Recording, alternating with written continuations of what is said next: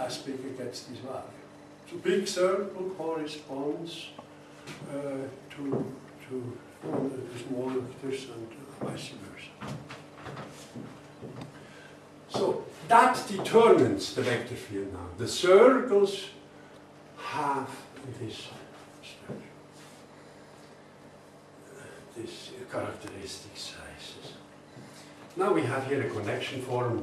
I do not want to go into it, but just show it what it is. It's a R-valued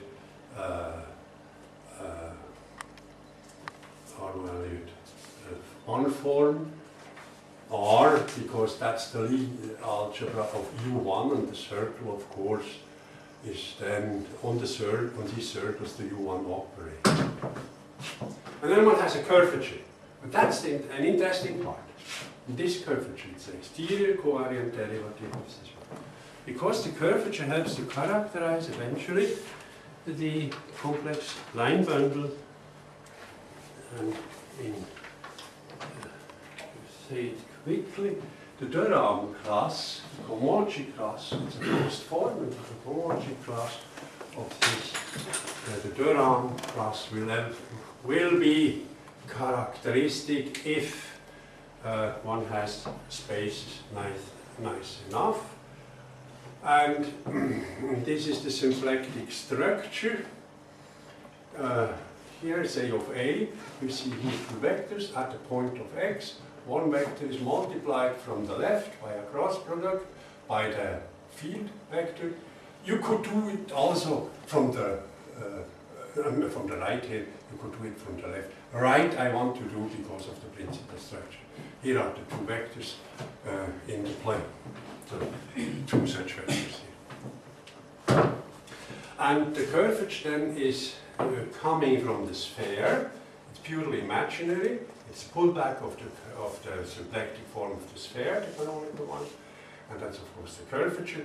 Then there is an ingredient coming from epsilon, and the curvature of the epsilon field, the unit field, is the same as of the vector field. Now I discard the singularities and make, if I would have singularities, say here is a submanifold, closed or not, of the Euclidean space. I take out the singularities, get a new one, and of course a singularity-free field. The singularity is the zero. Zeros are carried out. Now, in general, this FA, as simple as it is not trivial. You see this on this example of the Coulomb sphere. There you have the three spaces fibered into spheres, and the tangent bundle on each of the spheres. Not trivial. That's the simplest example. And this non-triviality is then passed on to the Heisenberg algebra bundle and gives then rise to the influence of the topology eventually.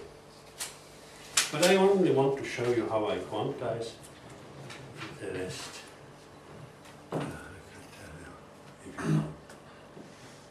So here again is the Heisenberg group, given by just a plane, which is orthogonal to a unit vector.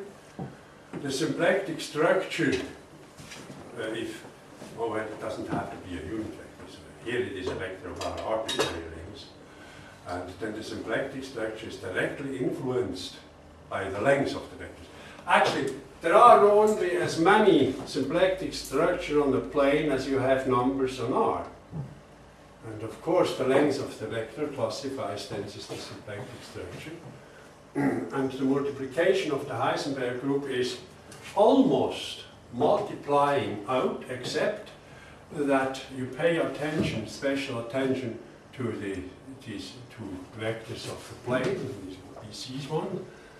Let me sketch them quickly, just not to refer all the time with my fingers to it. You evaluate them via the symplectic structure, take half of it. The half is just such that the Lie algebra has multiplication omega I You have two places, you have to differentiate, and that makes out the two. And the Lie algebra of this Heisenberg group is the Heisenberg algebra, where the bracket is given just by this symplectic structure. The center is, of course, alright. Now you do this at every point again, and you have of the vector field, and you will vectors with which you form the planes of arbitrary length, like this one. Here it's again. That is a bundle over M. That means at each point you have fibers. The fiber is a Heisenberg group. The Heisenberg group is, so that's this Heisenberg group, the one I had before. This is the fiber at each point, and it looks like that. The fiber of the complex line bundle, and the center with the symplectic form coming from the field strength, it's defined by cross product again. And of course, HI depends on X via this symplectic structure and characterizes the vector field. So HA characterizes. Then we do this for every X, and we get the Heisenberg algebra bundle, or also the Heisenberg group bundle. Here I talked about the group, and of course that determines it. The Heisenberg algebra bundle is not trivial, even so that at each point these two spaces here may make up the tree space. But triviality would mean that the whole thing would be mappable onto one fixed constellation like that, and you know that's not possible with the two-sphere, and therefore it's not trivial. The non-triviality is of course inherited from the so why do I have trouble now? Ah, because it's standing here and standing on the wrong foot. Yes. It's an inversion. That's also a piece of mathematics. Yeah. One step wrong. So you see how important orientation is.